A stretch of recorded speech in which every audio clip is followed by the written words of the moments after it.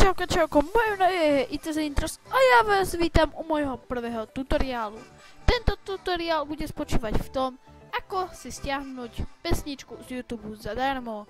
Takže ideme na to. Potrebujeme nejaký ten prehľadávač. Asi najlepšie je Google Chrome, pretože tento ide najrýchlejšie. A dáte si YouTube.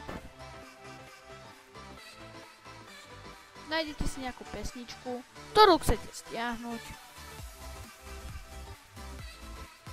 Prepačte mi za toto, tu mám také bordel. A napríklad stiahneme si tady túto pesničku, hej? Napríklad. No, dobre. Zastav sa. Dobre, nie. Dobre, fail. Takže túto pesničku si napríklad stiahnem, je nová od No Copyright Song. Tak, pôjdete na stránku YouTube,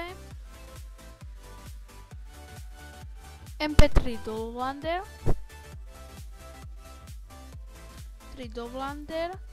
no, Chrome nemusí tam byť, ale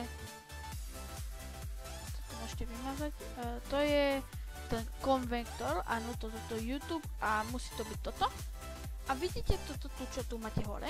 Toto skopírujete si a dáte to tu dáte vložiť a tu je stiahnuť. A máte to stiahnuté. Takže z tohto tutoriálu by to bolo všetko, tak zatím čus!